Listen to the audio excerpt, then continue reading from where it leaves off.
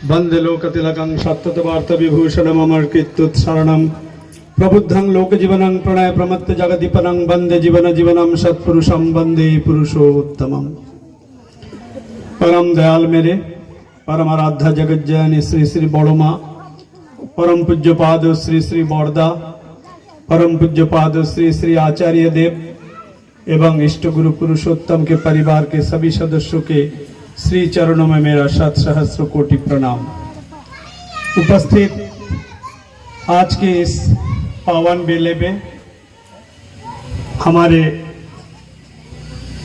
ठाकुर जी के पुत्र पवित्र पंजाधारी कर्मीगण, श्रद्धेय दादाएं, विश्व माँ के अंश स्वरूपिणी ममतामयी माताएं, छोटे छोटे भाई एवं बहनें, यथा स्थान में यथा सम्मान के साथ रानंदित जय गुरु, प्यार प्रीति एवं शुभेच्छा।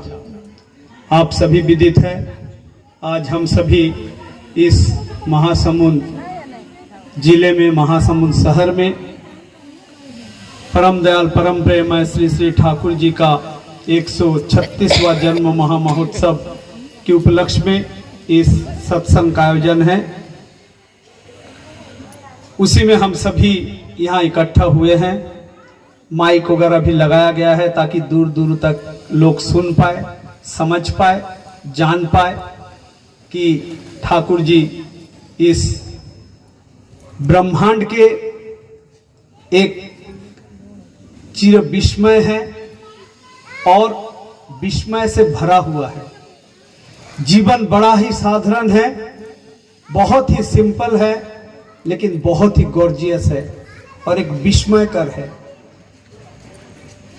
हम लोग अभी मेरे भाई गुराई गुरु प्रसाद जिस बात को शुरू किया था कि वर्तमान समय में छोटे बच्चे से लेकर बूढ़े तक पाया जा रहा है, पढ़ाई के दौरान हो, खेल कूद के मैदान में हो, कहीं भी हो, डिप्रेशन या मन की जो विकार या मन में जो अवसाद वो आता है या आ रहा है, देखा जा रहा है। विश्व विख्यात डॉक्टर कैरल, उन्होंने एक लेख में लिखा है, बोले मेरे पास एक व्यक्ति आया जो व्यक्ति मैकेनिक का काम करता है, मतलब स्क्रू ड्राइवर, पाना, पेंचिस, बहुत सारे जो भी सामान उसे लगता है विभिन्न नाप का, उससे काम करता है।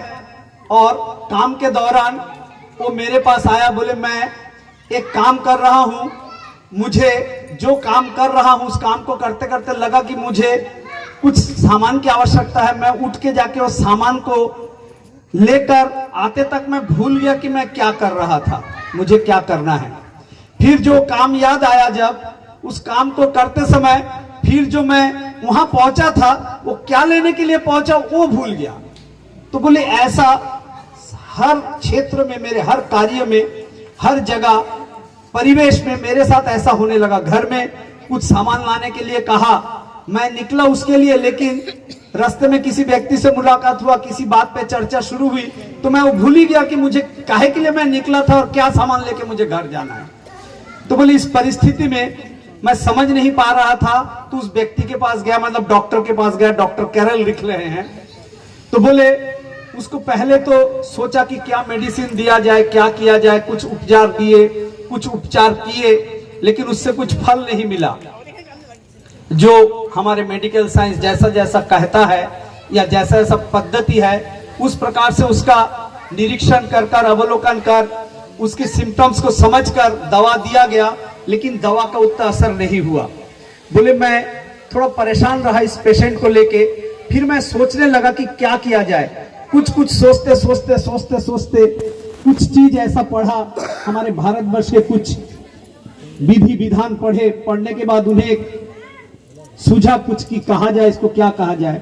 उस व्यक्ति जब आए फिर से, उसको कहा कि तुम एक काम करना, दिन में कम से कम एक बार, अगर 2 बार कर सको तो अति उत्तम, कम से कम एक बार तुम्हें करना ही है।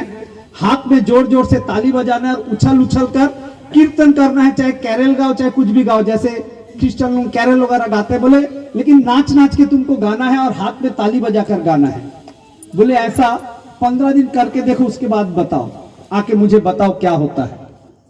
तो 15 दिन के बाद वो व्यक्ति आया, बोले नहीं मेरे काफी सुधार आया, पहले जैसा जितना भूलता था भूलता नहीं उतना काफी सुधार आया। बोले इसको कंटिन्यू करो, और उस रोगी को खाली इस उपचार से उसको ठीक कर दिया गया।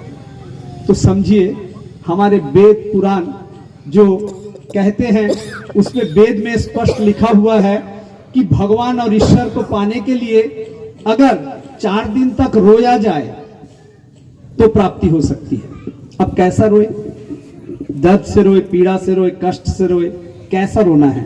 बोले उसके लिए आवश्यकता है प्रार्थना, प्रार्थना के साथ उपासना, ध्यान धारणा साधना जो कहते हैं, उसके साथ साथ 48 घंटा अगर ठीक ठीक किया जाए तो ईश्वर प्राप्ति इस जीवन में संभव है। ईश्वर प्राप्ति है क्या, ईश्वर को क्यों पाना है, ईश्वर कौन है, कैसा है, किस प्रकार है, उसका रूप क्या है, उसमें क्या गुण होने चाहिए, ये कई सारे धारणाएं प्रश्न मन में जागृत होता है। तो मतलब अगर एक विकार को आप सोच लीजिए कि मात्र कीर्तन और नाच के कीर्तन हाथ में ताली बजाकर करने से उस विकार को अगर दूर किया जा सकता है, इसलिए हमारे सनातनी धर्म में इसी सब चीज का प्रवर्तन किया गया सिस्टमेटिक रूप से। पहले क्या था कि विज्ञान के साथ इसको जोड़ दिया जाता तो शायद मनुष्य को समझ में नहीं आता, इसीलिए कुछ धारणाओं के साथ जोड़ दिया गया कि ऐसा करने से अच्छा होगा, शुभ तुम्हारा बहुत, सुबह का समय से ये प्रारंभ करोगे तो दिन तुम्हारा बहुत शुभ जाएगा, अच्छे जाएगा। इस प्रकार से इस धारणाओं के साथ जोड़ दिया गया था। और ठाकुर जी जब इस धराधाम में आए, ठाकुर जी सबको कहते दिन भर काम करो, प्रचंड काम करो, जितना काम करना है करो, लेकिन शाम के समय थोड़ा समय निकालो और नाच के कीर्तन करो, तेज तुमुल कीर्तन करो। बोले जितने भी जीवन में दिन भर में जो भी किए हो, जो भी आपदाएं विपदाएं तुम्हारे सम्मुखीन आया, जो भी बाधा तुमने प्राप्त हुआ, वो बाधा को ताड़ने के लिए, उसको उत्तीर्ण होने के लिए, अगले दिन के लिए तुम्हें कीर्तन के माध्यम से तुम्हारे अंदर इतना हो जाएगा, इतना तेज आएगा, इतना ऊर्जावान हो जाओगे, ताकि आगे जो सम्मुखीन जो बाधाएं आएगी उसको लांघने में तुम्हें आसानी होगी। और उसके साथ साथ अगर सतनाम पाया जाए तो बोले प्रार्थना जो कहा गया है उसके साथ जो क्रंदन, तो प्रार्थना के साथ क्रंदन मतलब आंख से आंसू बहे, यही क्रंदन नहीं कि जब हमें पीड़ा होती है, कष्ट होती है, दुख मिलता है, किसी से आघात मिलता है तो हम कांपते हैं, रोते हैं। बच्चा हो, बूढ़ा तो छुप के रोता है, बच्चा क्या करता है, सबके सामने रोता है, जिद करता है, मिट्टी में लोटपोट खाता है। जब वो देखता है कि मैं लोटपोट तो खा लिया, अब मेरा जिद पूरा होने वाला नहीं है, तो कुछ देर बाद स्वयं ही उठता है, रोना भी बंद, कपड़ा भी झाड़ के और ठीक ठाक चलने लगता है। एक बच्चे का स्वभाव है, ये स्वभाव हर एक में विद्यमान है। जो चाइल्डहुड है ना, बोलते जिस उम्र का जो छाप है, चाहे वो आदमी कितना भी वृद्ध हो जाए, उसमें वो पार्शियली वो रहता ही है। वो चाइल्डहुड भी रहेगा, वो एडल्टपन भी रहेगा, विद्यार्थी का जीवन जो है वो कटा है, सब चीज रहेगा। क्षण क्षण में वो उसका प्रकाश, बहिर्प्रकाश होते रहता है और सबके जीवन में रहता है, सबके जीवन में रहेगा, एकदम वास्तविकता है। तो प्रार्थना तो करे तो क्या करे, जैसा ठाकुर जी जो कीर्तन के बारे में कहे थे, ठाकुर जी का बाल्य जीवन से मैं थोड़ा सा आपको अवगत कराना चाहूंगा। ठाकुर जी का जो जन्म हो, वो कभी भी कोई भी महापुरुष का जन्म, चाहे आप ले लीजिए राम का हो, चाहे कृष्ण जी का हो, चाहे ईसा का हो, चाहे मूसा का हो, चाहे चैतन्य महाप्रभु का हो, चाहे रामकृष्ण देव जी का हो, चाहे बुद्ध का हो, किसी का भी जीवन अगर आप उठा के पढ़ेंगे, उनके जीवन वृत्तांत से ही पता चलता है कि ये साधारण व्यक्ति नहीं है। हम आपके जैसा साधारण भाव से इनका जन्म नहीं हुआ है। इनका जन्म में कुछ, इनका रहस्य कुछ अलग है, कुछ अलग रहस्य पाया जाता है। इनके जीवन, इनका जो जीवन शुरू होने वाला है उसके पूर्व में उसका आभास मिलता है, उसका भविष्यवाणी कोई ना कोई व्यक्ति द्वारा होता है, या कोई ना ऋषि संत मुनि जो भी कह लीजिए, उसको ये आभास होता है कि ईश्वर आने वाला है। और ईश्वर कब आएगा, किस क्षण में आएगा, उस क्षण का निर्धारण वो कर पाते हैं, समझ पाते हैं, उनके वेब में वो पकड़ में आता है, उनके उस भाव में, उनके वो जो नित्य दिन जो प्रार्थना करते हैं, नित्य दिन जो ध्यान धारणा करते हैं, उसमें वो समझ पाते हैं कि इनका आगमन होने वाला है। ऐसा ही उसका पूर्वाभास होता है। ठाकुर जी का भी जन्म ऐसा ही हुआ। जब ठाकुर जी का जन्म होने वाला था तो कई साधु संत ऋषि मुनि आते थे और माता मनमोहिनी देवी का दर्शन करना चाहते थे, दर्शन पाना चाहते थे। और जब उनको प्रणाम करते थे, आजू बाजू धीरे धीरे 9 महीना उत्तीर्ण हो गया, कानाफूसी होने लगा कि यहाँ कोई देवता जन्म लेने वाला नहीं है, अपदेवता घर कर चुका है।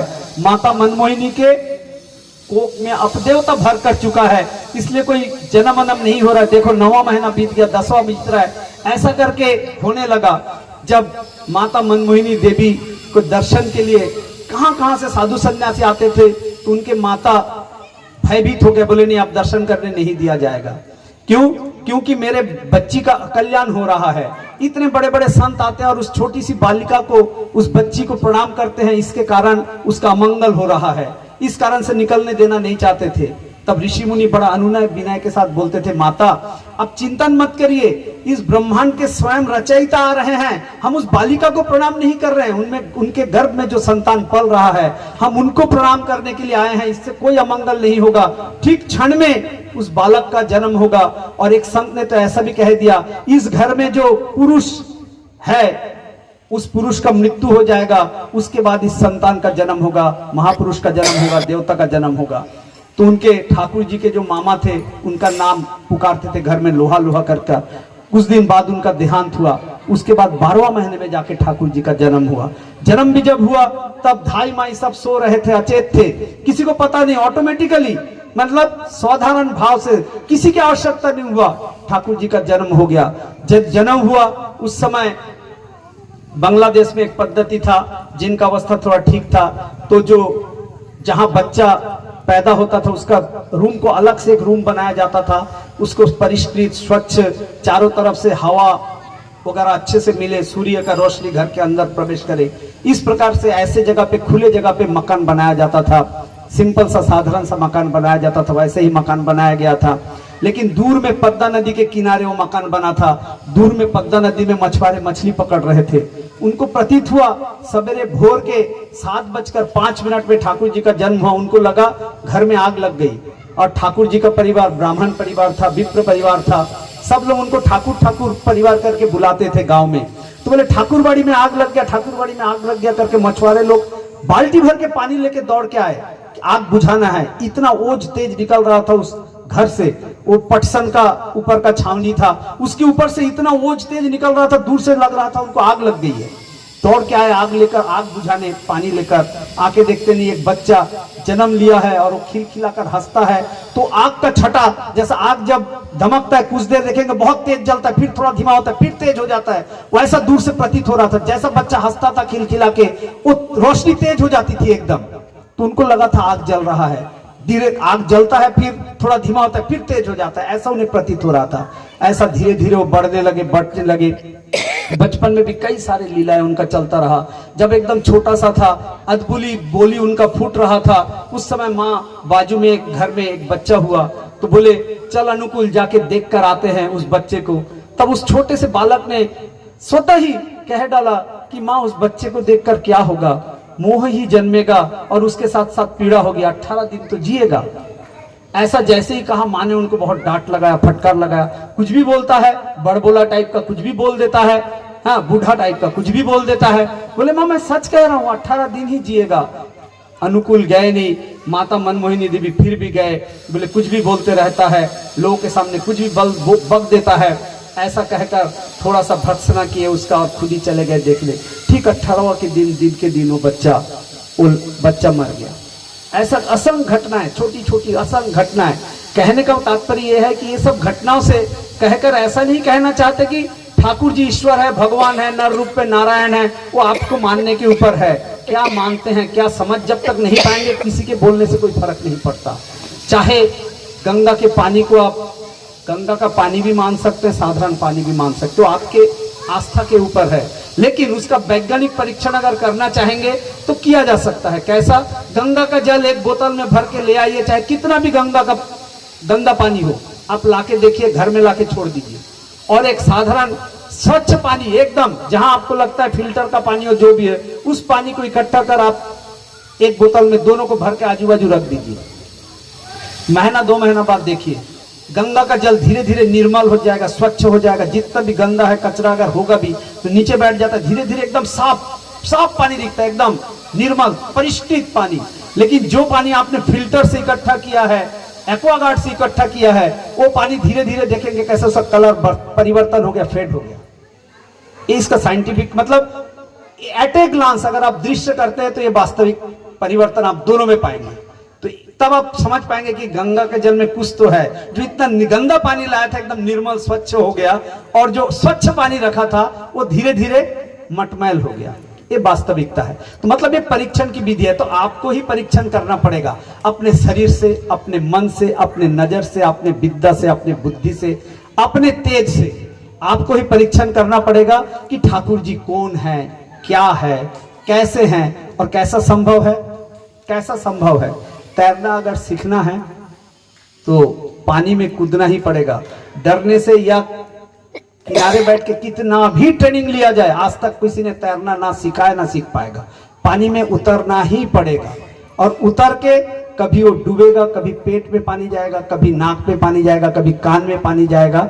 और ऐसा करते करते करते करते अगर उसको थोड़ा गहराई में छोड़ दिया जाए और उसके साथ अगर उसको पता चल जाएगा कोई सहारा नहीं है, तो इतना छटपटाएगा, इतना ये करेगा, और अगर अपने हाल छोड़ देगा तो डूब के मरेगा। लेकिन जो छटपटाएगा वो हाथ पैर मारते मारते मारते मारते मारते मारते तैरना सीख जाएगा। एकदम वास्तविकता है। तो ये जो कहा, जिस विषय से चालू किया था कि ये जो डिप्रेशन मतलब अवसाद, मैंने पानी में गिर गया है, मैं अब डूब जाऊंगा, मर जाऊंगा, ये अवसाद अगर आ गया तो मैं सही में डूब जाऊंगा, मर जाऊंगा। और अगर मुझ में वो जागृत हो गया कि नहीं मुझे इससे निकलना है, तो मैं कैसा भी हाथ पैर मार के धीरे धीरे देखेंगे बैलेंस बन जाएगा, और वैसे ही हाथ पैर मारते मारते हाथ और पैर पानी के ऊपर आ जाएगा, और हाथ पैर मारते मारते आदमी पानी से बाहर भी आ जाएगा। ये संभव है।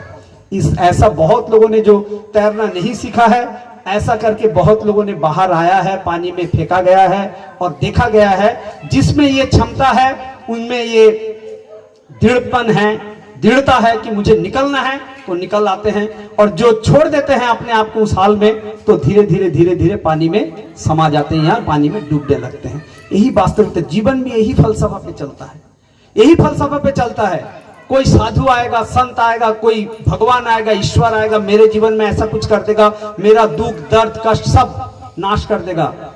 ऐसा भगवान जिसको अगर चाहिए तो निकम्मा बन जाएगा, जीवन ज्यादा समय का नहीं रहेगा, क्योंकि हाथ पैर चलाने की तो आवश्यकता नहीं रहेगी, कुछ चलाने की आवश्यकता नहीं, कुछ कर्म करने की आवश्यकता नहीं, सब तो ईश्वर कर देगा। ईश्वर मेरा खरीदा हुआ गुलाम है या चाकर है, नौकर है, जो भी समझ लीजिए। अगर ऐसा ईश्वर किसी को जीवन में मिल गया, उसका जीवन काल बड़ा ही छीन होगा और बड़ा दुखदायी होगा, कष्टमय होगा, क्योंकि कर्म क्षमता पूरी खत्म हो जाएगी। और जीव युग में जब भी इस धराधाम पर ईश्वर आए हैं, ऐसा किसी को नहीं सिखाए। वो सिखाए कैसा करके कर्म करना है, कैसा करके उबरना है, कैसा करके इससे बाहर निकलना है। चाहे राम को देख लीजिए, चाहे कृष्ण जी को देख लीजिए, चाहे गुरु नानक जी को देख लीजिए, चाहे गौतम बुद्ध को देख लीजिए, चाहे ईसा को देख लीजिए, चाहे मूसा को देख लीजिए, चाहे चैतन्य महाबाबू को देख लीजिए, चाहे श्री श्री रामकृष्ण देव जी को देख लीजिए। सभी ने कैसा करके कर्म करना है वो सिखाए हैं। एक प्रश्न श्री श्री रामकृष्ण देव जी के सम्मुख उत्पन्न हुआ था। उनसे एक जने एक बार पूछ बैठे, केशव सेन बहुत विज्ञ व्यक्ति थे उस समय, और बहुत ही धनाढ्य भी व्यक्ति थे, और वो रामकृष्ण जी को बहुत स्नेह भी करते थे, बहुत उनको श्रद्धा भी करते थे। उनसे प्रश्न किए कि भगवान, कहा जाता है जब जब धर्म की ग्लानि होती है तब तब भगवान इस धराधाम में आती है, तो उस धर्म को पकड़ने का फायदा ही क्या जिस धर्म में ग्लानि आ जाती है? जो धर्म में ग्लानि आ जाती है उस धर्म को पकड़ने का फायदा ही क्या है? तो रामकृष्ण देव इसका जवाब कुछ नहीं दिए। बोले चलो तो तुम्हारे घर के छत पे चलते हैं। छत पे गए, जाकर बोलते तुम्हारे छत से तो, घर के अंदर से तो शहर दिख नहीं रहा था, लेकिन छत पे आने के बाद तो शहर बहुत अच्छा दिख रहा है। तुम्हारा घर थोड़ा और ऊंचा होता तो क्या होता? बोले और अच्छे से शहर दिखता, बहुत दूर तक दिखता। बोले इस शहर, इस छत पे, बोले छत तुम्हारा ठीक है ना? बोले हाँ। बोले बरसात का पानी कैसा होता है? बोले एकदम निर्मल स्वच्छ होता है, डिस्टिल वाटर होता है, उसको इंजेक्शन में करके पुश किया जा सकता है, इतने स्वच्छ पानी होता है बरसात की पानी। तो बोले इस छत पे गिरता होगा पानी? बोले हाँ गिरता है। तो बोले इस पानी जब छत पे गिरता है तो इस छत से निकल भी जाता है? बोले कहाँ गिरता है? बोले इस पाइप से नीचे उतरता। बोले उस पाइप से जाकर उस पानी को इकट्ठा करके हम पी नहीं सकते? बोले नहीं नहीं, उसको पी नहीं सकते। बोले क्यों? क्योंकि बोले इस छत पे सफाई नहीं होता, धूल धक्कड़ गंदगी पड़ता है, उस धूल धक्कड़ गंदगी में वो बारिश का पानी गिरा, उस पाइप से जाकर नीचे जब गिरा, गंदगी के साथ जाके गिरा पानी, तो उस पानी पीने लायक योग्य नहीं है। बोले धर्म भी ऐसा ही है। धर्म को मानने वाले, धर्म को जानने वाले, धर्म को प्रवर्तन करने वाले वो जब विद्यमान नहीं रहते हैं तो धर्म को जो चलाते हैं, धर्म गुरु कह लीजिए या उसको अनुपालन करने वाले अनुयायी कह लीजिए, वो जब उसको चलाते हैं अपने अपने मनगढ़ंत हिसाब से कुछ चीज उसमें प्रवर्तन करते रहते हैं। और तब उस मनुष्य की, उस व्यक्ति की जो उसको प्रवर्तन किया था, उस प्रवर्तन से, उस धारा से धीरे धीरे हटता जाता है, डेविएट होते जाता है और लोगों की धारणाएं, चिंताएं, अवधारणाएं जो भी है उसमें सम्मिलित होते होते उस धारणा का विकृत रूप होता है। तब धर्म में ग्लानि आती है। जैसे वो पानी में गंदगी आई ना, वैसे ही धर्म में ग्लानि आती है। बोले धर्म में कोई ग्लानि नहीं होती है। धर्म में जो धारणाएं हैं, जो अनुपालन करने वाले हैं या अनुपालन कराने वाले हैं या अनुयायी है, उसमें धीरे धीरे ये सब ले आता है। तो बोले ये जो वर्तमान का जो समय है, परम दयाल परम प्रेममय श्री श्री ठाकुर अनुकूल चंद्र जी का जो जीवन लीला है, इसके पूर्व में ऐसा कभी नहीं किया। भगवान ने जब आए हैं ऐसा कभी ऐसा दृष्टि नहीं है कि आचार्य परंपरा छोड़ के गए हैं। ठाकुर जी इधर है बड़ो माँ, ठाकुर और बड़ो माँ का बड़ा संतान ज्येष्ठ पुत्र श्री श्री बौरदा, वो प्रधान आचार्य देव थे सत्संग का। ठाकुर जी शरीर त्याग करने के बाद ये आचार्य परंपरा, ठाकुर जी कहे हैं, स्पष्ट रूप से कहे हैं, इस रेत शरीर में आचार्य